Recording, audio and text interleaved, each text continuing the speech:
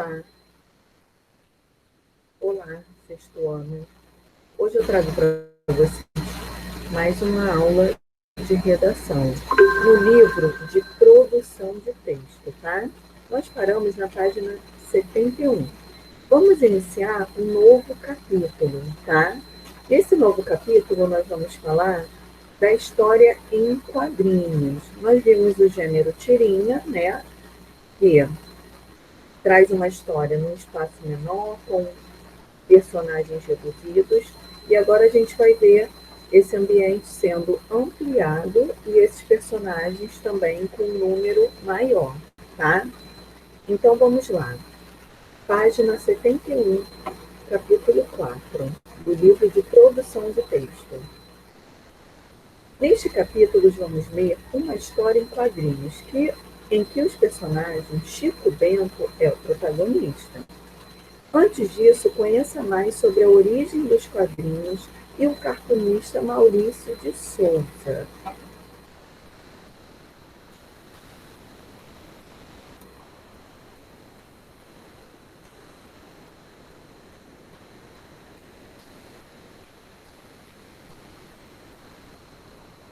O surgimento das histórias em quadrinhos. As histórias em quadrinhos, também conhecidas pela sigla HQs, são populares no mundo inteiro. Em alguns países, elas recebem outras denominações, ou seja, outros nomes, tá? No Japão, por exemplo, as HQs são chamadas de mangás, e em Portugal, conhecidas como história aos quadrinhos. Esse tipo de publicação surgiu em 1895, nos Estados Unidos, quando o jornal New York World lançou uma seção de humor com os quadrinhos do ilustrador Richard Felton, que criou o personagem Yellow Kid, o menino amarelo. Com isso, as vendas do jornal aumentaram expressivamente, comprovando o sucesso do gênero.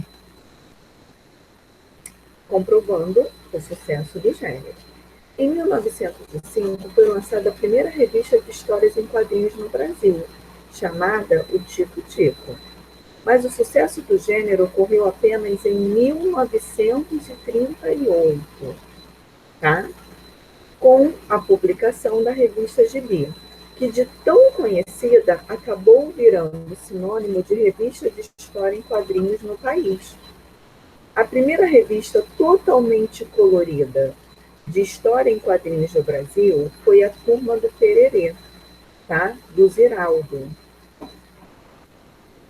o criador do Menino Maluquinho, que foi publicada na década de 1960, tá bom?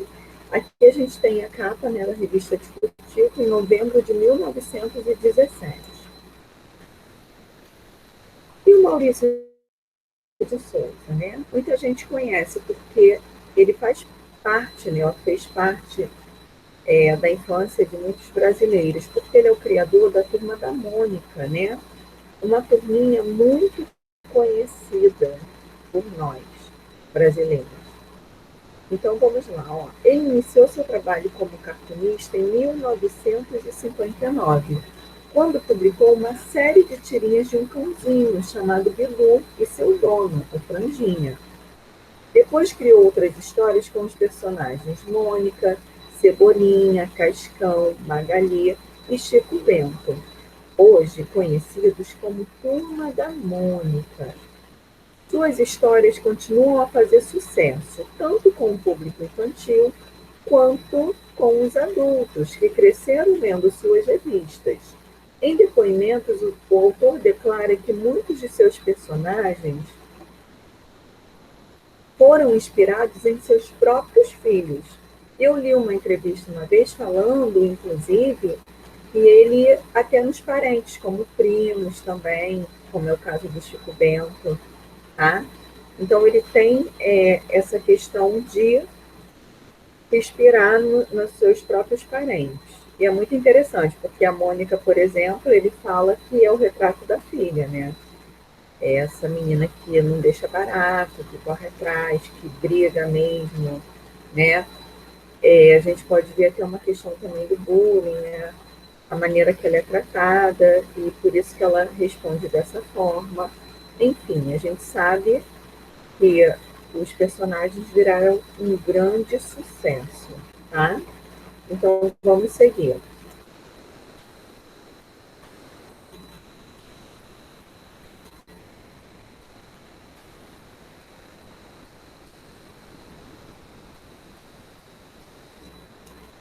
Aqui nós vamos conversar um pouquinho. E aí, você gosta de histórias em quadrinhos, né? Qual o seu personagem preferido? Observando o título dessa HQ aqui, ó, a primeira página da história. Você acha que ela irá tratar do quê? Aqui, ó. Para casa da Vodita. Então eu tenho o personagem Chico Bento, né? Tentando chegar na casa da Vodita. E é muito interessante porque assim como a gente viu o Antônio lá na Turma do Chachado, a gente vê o Maurício de Souza também valorizando a cultura brasileira, trabalhando com esses personagens. Nessa história, por exemplo, a gente vai ver sobre os personagens folclóricos, né? Esses seres sobrenaturais que guardam a mata, os rios, né? A natureza de uma forma geral. E a gente conhece muito essas lendas.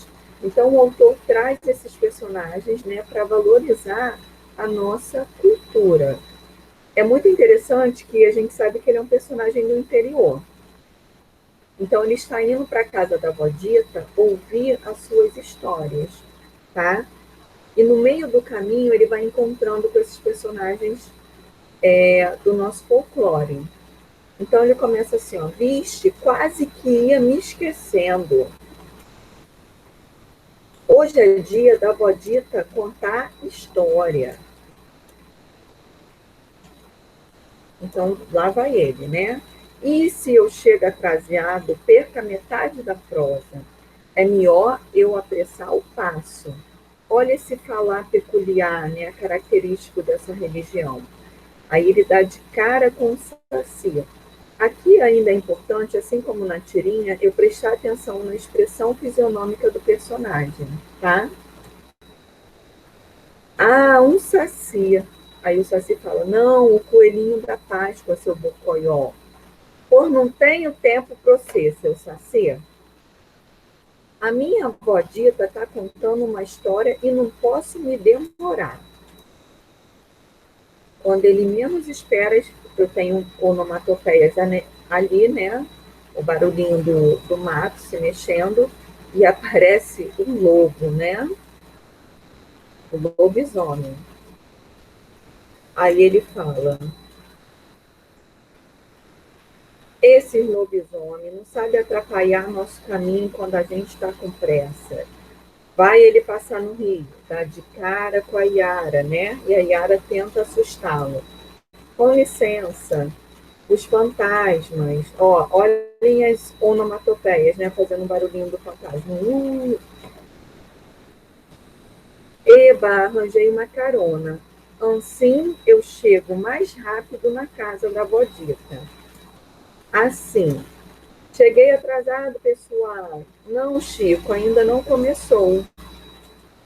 A Vodita começa a falar sobre os personagens do nosso folclore, né? Que ele acabou de ver. Ele encontrou o Saci, a Yara, o lobisomem, os fantasmas, a mula sem cabeça.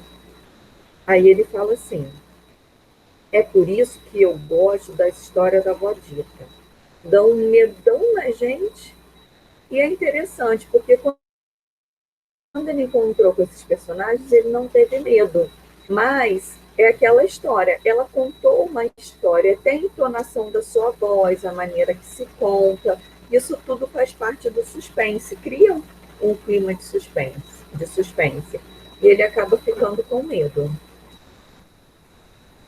Tá? Aqui, ó. Olha, vamos ler aqui a respeito do personagem Chico Bento, tá? E os amiguinhos dele, né, que moram no interior. Criado em 1961 por Maurício de Souza, Esse personagem teve sua primeira tirinha lançada.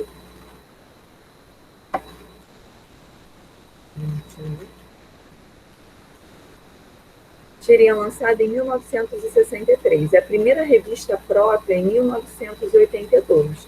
Para criá-lo, o cartunista inspirou-se em seu tio-avô. Chico Bento é um menino que anda descalço, usa chapéu de palha, veste roupas simples, adora pescar e nadar, além de ter uma linguagem característica. Ele frequenta a escola, mas não é um aluno dedicado, pois sempre se atrasa e esquece de fazer os deveres. Inventa histórias e tira notas baixas. Apesar disso, é muito bondoso, generoso e amante dos animais e da natureza. Adorado por todos os leitores de suas histórias. Chico mora com os pais, seu Tonico e Dona Cotinha. Outros personagens fazem parte do seu cotidiano, como a gente viu, a Vó Dita, a Rosinha, o Zé Lelê, que é o primo, gente, Zé da Roça e Iro. Anjo Gabriel, né, que é o anjo da guarda do Chico, e Zeca, primo da cidade. Dona Marocas, que é a professora, e a Inholau, e o Inholau, que é o vizinho, tá? Então é muito interessante que lendo as tirinhas, tem uma que ele fala assim para a professora, a senhora pode brigar comigo por uma coisa que eu não fiz? Ela fala, não, Chico. Aí ele fala, então tá bom, eu não fiz trabalho de casa. Então, ele é um menino, apesar de ser, ele é do interior, mas ele tem as suas vivências, ele tem as suas travessuras, né? Ele tenta ludibriar ali a professora, tá bom? Então, eu vou deixar como sugestão de atividade a página 76, tá? Deixa eu ler aqui mais um quadrinho, ó. Os seres folclóricos que você viu na HQ, para a Casa da Valdita, são criaturas fictícias no imaginário das pessoas. Esses seres geralmente expressam as crenças e as tradições de um povo, que são transmitidas de geração a geração. Cada região do país ou do mundo costuma ter suas próprias histórias. No caso do Brasil, muitas criaturas foram absorvidas como a indígena, africana e europeia, tá? Ou seja, foi uma mistura dessas culturas. Principalmente a de Portugal, graças à colonização, porque o Brasil foi colônia de Portugal, tá? Essa variedade de culturas incorporadas contribuiu para a riqueza do nosso folclore, do folclore nacional, tá bom? Então, eu vou deixar como sugestão de atividade a página 76 e 77. Agradeço pela atenção. Até a próxima aula. Tchau, tchau.